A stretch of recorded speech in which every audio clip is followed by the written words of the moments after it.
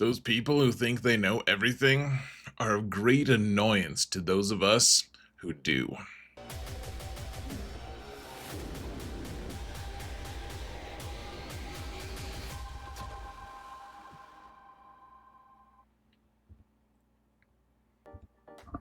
Hello everyone, and welcome to another episode of Zareth Prevails. It's time for 5v5 again in a month. 3v3 is coming, in fact, and we've got to get ready for it. So we're doing our every monthly, I suppose you might call it, so some people call it that, video about the best 3v3 offense and defense teams. So if you want to watch the defensive teams video, you can go to the video description and find a link there, or you can just wait to the end of this video and there'll be a link there that you can just click. Wouldn't that be better? The algorithm thinks that would be better. I checked. So, huge shout out to my patrons. You guys are amazing. Thank you so much for your support, guys. I couldn't do this without you. I really couldn't. And if you want to support this channel for free, folks, all you gotta do is hit that thumbs up button, like, subscribe, comment. Please help me mount the algorithm. It would be incredibly useful. Thank you so much for all of your support, guys. It really does mean the world to me. So let's jump in. Whoa, we're in the game once again. We are in the game. This is madness. 3v3 offensive teams. Gosh, what a crazy time this is, folks. So I guess the first thing I should just point out is we're operating off of the assumption that our opponents are going to have at least most of the new Datacrons updated or upgraded. The one that you probably don't care as much about is the Phoenix one for 3v3. I don't know that it does anything other than it does have the plus 25% turn meter thing, though I think you have that available anyways for light side, so it doesn't really do that much for you right yet, at least one way or another. The other ones are going to be good, and the number one thing I think that you should be thinking of is what are you going to do if your opponent has the Afra-Cron, and do you have the Afra Focus Datacron as well? Like, those are the two biggest considerations. The rest of them, I mean, obviously the other Datacrons are going to come into play, at least on some levels, but I think the Afra one actually tends to be the one that's going to be the deciding factor in how you structure your offense and defense, because the one with Scion of Django is going to be very strong, but it's going to be for offense only, and we'll have to just see how strong that one is. The Afra one, though, is probably just going to delete a Jabba team. If you have Afra for offense and you have the Focus Datacron for Afra, you're probably going to just delete Jabba if they have Jabba on defense. So there is that aspect to consider, and so sometimes you're going to want Jabba for offense, because otherwise he just gets guaranteed ruined by a team that typically doesn't ruin him, which that's the nature of Datacrons. That's how it goes. But it's a weird thing, because who knows what the hell we're going to use Jabba on. He's not amazing on offense, as in, like, he doesn't beat a ton of other Galactic Legends in threes. He'll beat pretty much all the other teams, but you keep it for offense, and I mean, he'll do you a solid. Probably, maybe not. He's not too solid himself. He's kind of jiggly. So but you probably want to keep him for offense, unless, so huge spoiler here, folks, for the defensive teams video, but I'm going to recommend people who have the Focus Datacron try Afra on defense. It looks really frustrating, at least the videos I've seen with her on defense in fives, which obviously it's different, but I think that it's gonna be really interesting in threes if she's on defense. And if you do put her on defense, or if you're like me and you put her on defense, then sometimes you want to put Jabba on defense as well, because your opponent might also have her on defense. We'll just have to see. So anyways, Jabba on offense, that's a pretty weird thing. Now, if you don't have the new clones, then probably you'll just keep Lord Vader for offense this season as well, and you'll kill things like, well, I don't even know. You can kill Jabba, for instance. I think you can kill Balin if you use Thrawn here as the third. There's a ton of teams that he does actually take out.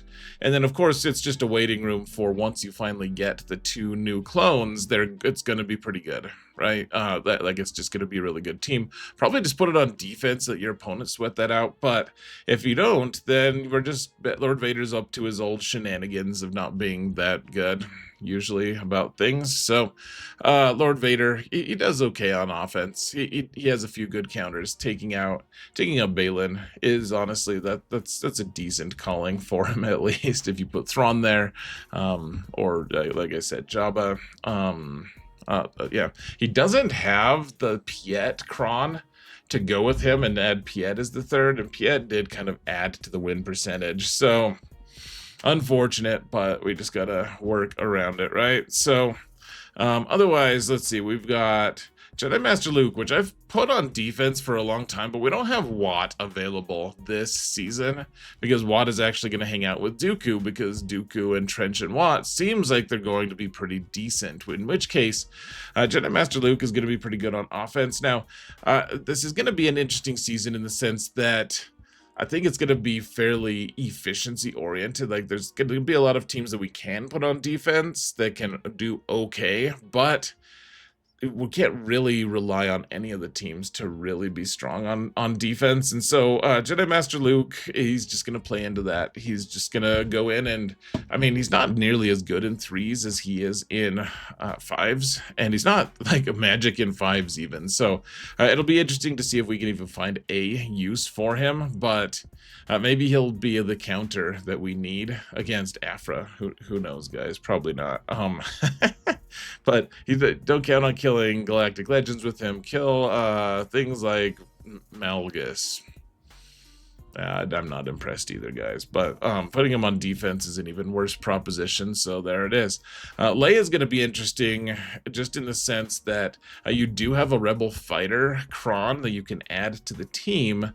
And I don't know that it's really going to make Drogon overpowered. Like, putting Relic 9 on him and modding him for a ton of offense, that's probably the thing that's going to make him overpowered. So otherwise, the thing is on offense, I mean, there's this interesting situation where, okay, pretty soon I think Lord Vader may end up being the strongest character on defense. That may end up being the case. He may end up being by far the best team on defense. But right now, the best team on defense in 3s is going to be either Ahsoka with Ezra, like Galactic Legend Ahsoka with Ezra Exile, or Rey with Ezra Exile. So whatever team has Ezra is going to be the best team on defense. And so I think that Leia is just going to counter whichever team has Ezra Exile on it. Basically, that's what Leia's. She's just hunting Ezra.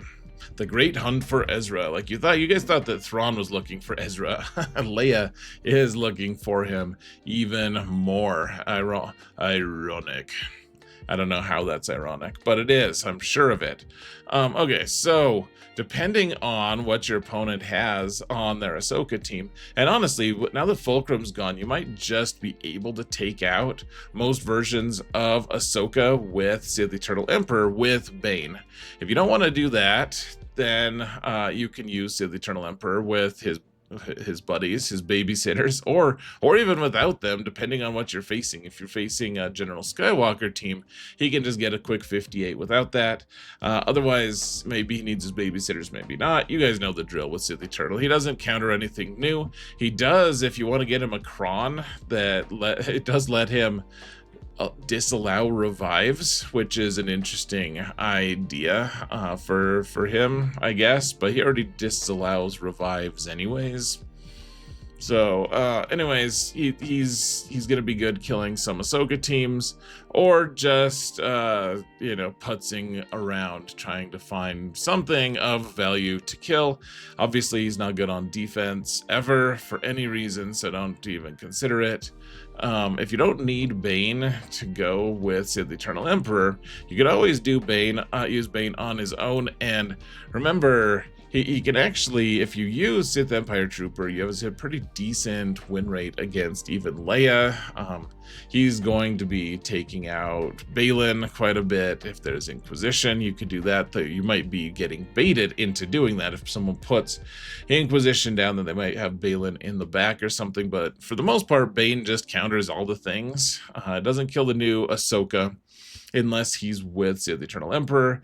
And, you know, like a lot of Galactic Legends he'll struggle against in 3s, but he also kills the new, well, it's not that new at this point, but the pointy teeth Rey team with Supreme Leader Kylo on defense. Like he'll take that out, though you want a different companion than Sith Empire Trooper on that one. So anyways, he's money in the bank, one of the best offensive characters that we've ever had. And so don't put him on defense, because if you do, then I'm legally required to call you fairly stupid.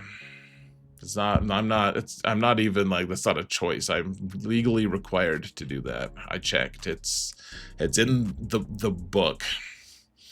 So, Inquisition. You can put them on defense, I suppose. The problem is they don't have a great Datacron for themselves right now, and I think you'll just end up sometimes getting deleted by something as dumb as the Rogue One team. I mean, you just don't want to lose to a team like that, really. And they do counter a ton of things. Like they'll also kill Balin teams. They'll take out all those annoying teams that you don't really want to have to deal with, but you don't really know exactly what to do. Like they're not going to kill Galactic Legends for the most part. I mean, if you get desperate, you might be able to kill at least part of a Kenobi team or something, Jedi Master Kenobi. But for the most part, or they'll just kill if someone does put Jedi Master Luke on defense, for instance, they'll do okay there. Otherwise, you don't want them on defense. You want them on offense, just taking out obnoxious teams like Balin. Yeah, I mean, they're having an off season, right? Like they're not as good right now because they don't have a Datacron that's specifically tailored to them just deleting people, but it'll come around again, no doubt. And they're pretty good anyways. I just don't think they're good on defense, because I mean, otherwise they get deleted by Rogue One, or even if your opponent doesn't have the balls to try Rogue One, like Malgus is very available and willing to delete things. So really, that you don't want this team on defense, guys. I don't think. So keep them for offense, because the more the merrier. We need more offense anyways, right? Because no, we don't really. All right, there's a really interesting question that is going to be revolving around the Gun team in 5s, folks, and that is, or in 3s, and that is, do they kill the team with Darth Revan and Zalbar and Mission? Because Zalbar and Mission have their own focus Datacron, and it looks pretty good because Mission revives herself right at the start. And so previously we were using guns to just stomp out Zalbar plus Darth Revan, right? And now it's also Mission, and I just don't know. It's like we can't even predict. We can't practice it. We don't know if they're going to be able, if it's going to move the needle at all for them to also have Mission there. Like Mission's not going to be assisting too much because you'll have all the debuffs from Jar Jar, the frustration debuff and all that.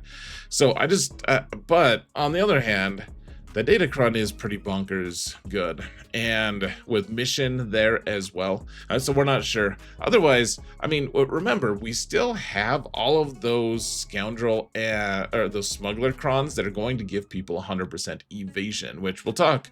I'll be showing you guys more of those teams, more on defense this season, but these guys still stomp those teams out really nicely. There's a lot of really good things that guns can do on offense, guys, and on defense they die like, I was gonna say they die like dogs, but they die like frogs.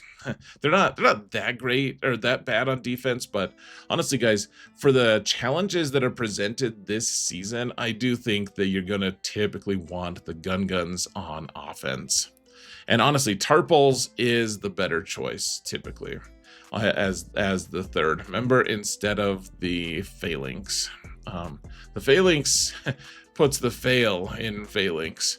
No, it's a good one in 5s though. So Dark Trooper Moff Gideon, we're going to be seeing our share of General Grievous teams, and honestly, I think in 3s the best Grievous Datacron isn't the most current one that was released. Though I might be wrong about that. I do think that the old one where they get damage immunity, that the locked damage immunity for 2 turns is really strong for the droids, and in 3s we're going to end up seeing that on defense some, and this team does just kind of delete that squad. This team also deletes a lot of those smuggler teams as well, because of all the turn meter shenanigans that the smuggler teams have, and this team just kind of rejects the notion that turn meter is good for the opposing team. So this team, it doesn't have the highest win rate against all of them, but most of them, a lot of them.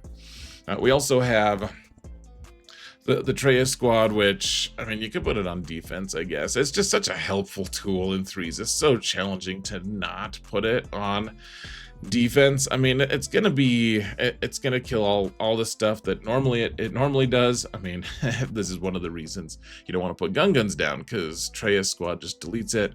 Otherwise, Traya also beats, like, Queen Amidala is going to be on defense quite a bit this season as well, I think, just because people are trying to find teams to put on defense. This team beats it pretty well, and I know that Night Sisters do too, but I think, well, this team also beats Night Sisters, even the new one. Like, this team just basically beats everything but Galactic Legends. So very strong on offense if you can do without them and put them on defense. The problem is there's just a lot of stuff that can beat them as well if you don't have them modded very specifically, and even then it's challenging. I would just keep him for offense, guys. Malgus is in an interesting place. He probably beats most of the smuggler Crons as well, but Basti is just handing out a ton of debuffs, and so is Malgus. And yeah, it's an interesting. There's also, I'm forgetting now which, there's a focus Datacron that interacts with the doubt mechanic, and I'm curious to see if that is actually going to help Malgus at all. I think that doubt mechanic is actually best on the team that it stays on, or what, like that it's intended for, but we may end up seeing some version of that. Otherwise, Malgus without Darth Revan isn't quite as strong. Like, Basti is nice and all, hot topic Basti as they call her, Bad Stella as others call her, but it's still a pretty good team. Putting it on defense is honestly not the very worst idea, especially because I think, do we have tank revive now? Oh, I think that's light side, isn't it? Maybe dark side have it on different set of crons. One way or another, I do think this team is probably better for offense, just because on defense it gets stamped out by like Jedi Revan teams pretty easily. So don't put yourself through that headache.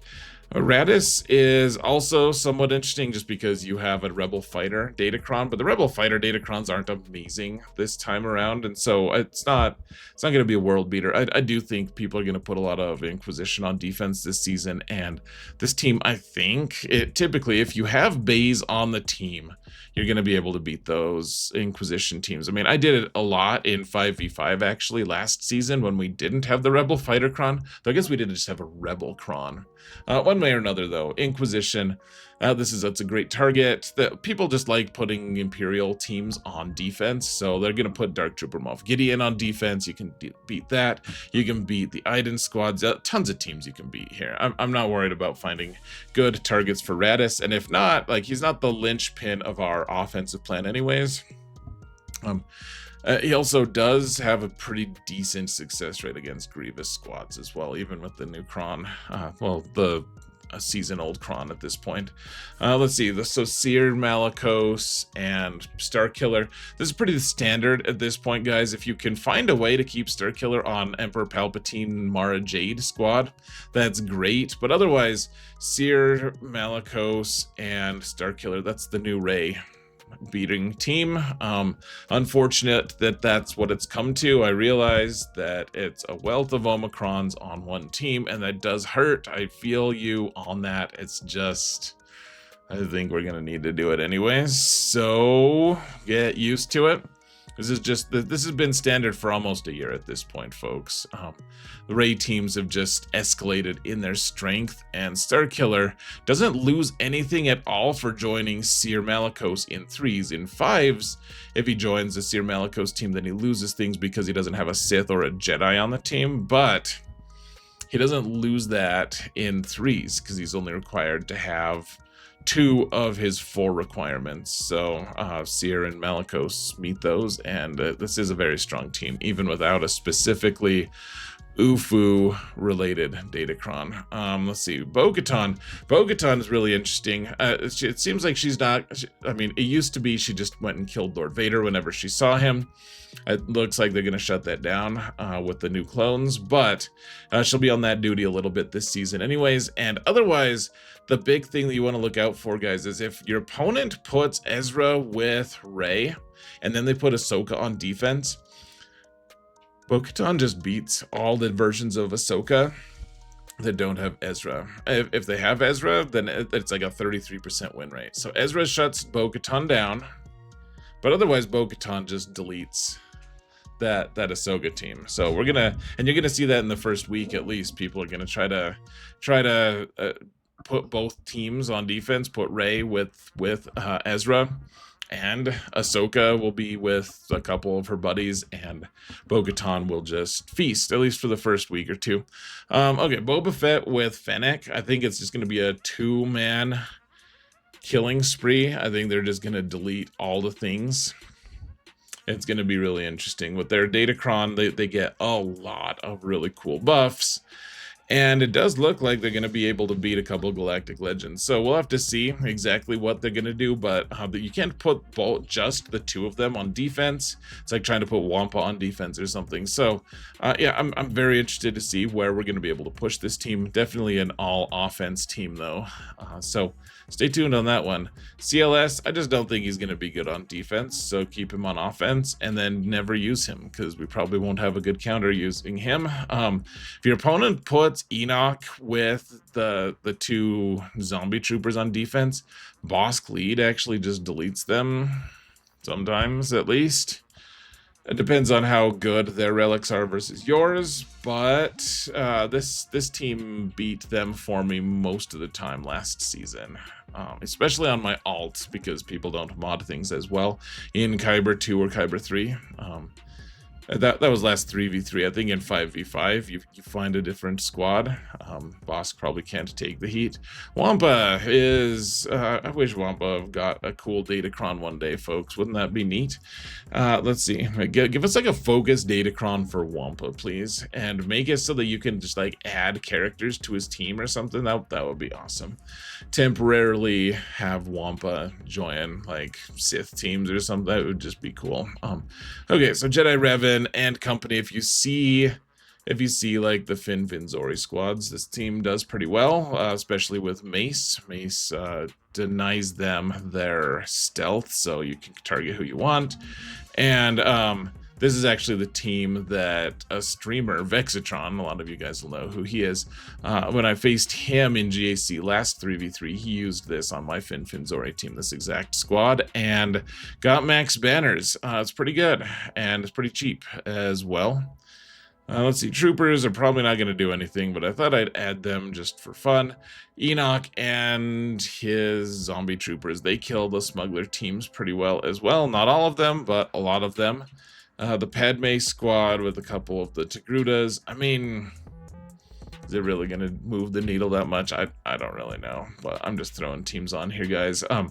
Honestly, without, if your opponent places Jabba, which I guess they probably will some this season, if you don't have Afra, which my alt account doesn't have Afra. If you don't have Afra, then your opponent's going to probably place their Jabba team down, and the Nice Sisters team still beats it in 3s.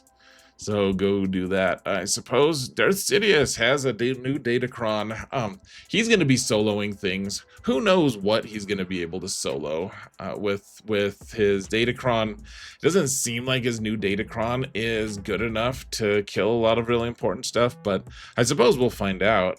You can mod him for however you want, guys. I'm sure he'll be fine even if you don't put mods on him.